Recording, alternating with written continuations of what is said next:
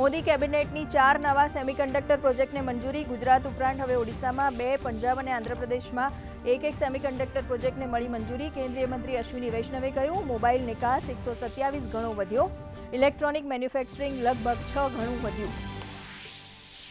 સંસદમાં રાજ્યસભાની કાર્યવાહી દરમિયાન જેપી નડ્ડાએ વિપક્ષ પર કર્યા પ્રહાર. કહ્યું, વિપક્ષ ચર્ચા માટે તૈયાર નથી.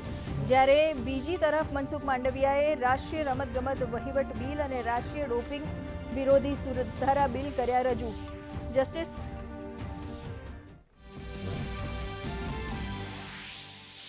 વર્મા વિરુદ્ધ મહાભિયોગ પ્રસ્તાવ લોકસભામાં મંજૂર. સ્પીકરને 3 સભ્યોની સમિતિની કરી રચના. સ્પીકરે કહ્યું, તથ્યો ભ્રષ્ટાચાર તરફ કરે છે ઇશારો. આરોપો ગંભીર છે, તેમને પદ પરથી દૂર કરવા માટે કાર્યવાહી જરૂરી.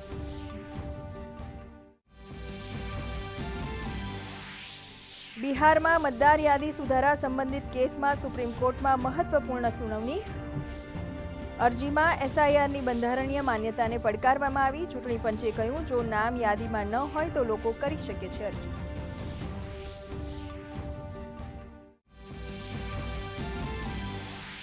દેશભક્તિ અને રાષ્ટ્રીય એકતાનું પ્રતીક બની રહી છે તિરંગા યાત્રા. રાજધાની દિલ્હીમાં કેન્દ્રીય મંત્રી ગજેન્દ્રસિંહ શેખાવત, કિરણ રિજિજુ સહિત દિલ્હીના મુખ્યમંત્રી જોડાયા તિરંગા યાત્રામાં. તો રાજ્યમાં વિવિધ જિલ્લાની તિરંગા યાત્રામાં જોવા મળ્યો દેશભક્તિનો માહોલ.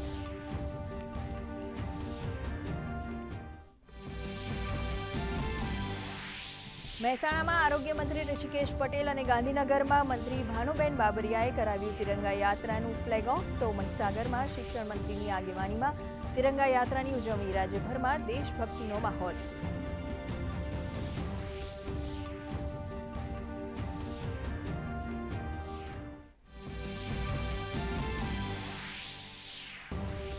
પોરબંદર ખાતે થશે 79મા સ્વતંત્રતા દિવસની રાજ્ય કક્ષાની ઉજવણી. મુખ્યમંત્રી ભૂપેન્દ્ર પટેલના અધ્યક્ષ સ્થાને યોજાશે ધ્વજવંદન સમારોહ. જ્યારે વિધાનસભા અધ્યક્ષ શંકર ચૌધરી મહેસાણા ખાતે તથા મંત્રીમંડળના સભ્યો વિવિધ જિલ્લામાં કરાવશે ધ્વજવંદન.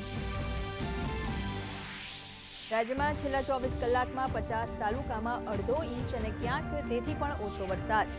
હવામાન વિભાગે આગામી 6 દિવસ વરસાદની કરી આગાહી. દક્ષિણ ગુજરાતમાં ભારે વરસાદની તો સૌરાષ્ટ્ર, ઉત્તર ગુજરાત અને મધ્ય ગુજરાતમાં છૂટાછવાયા વરસાદની આગાહી.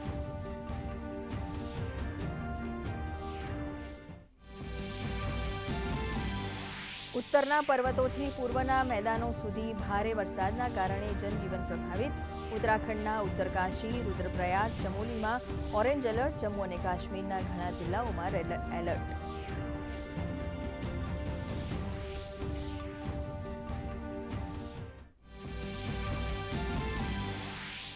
ભારતીય શેરબજાર રેડ ઝોનમાં થયા બંધ. જ્યારે ઓટો, ફાર્મા, મેટલ, ઓઇલ અને ગેસ તેમજ મીડિયા શેરમાં વધારો.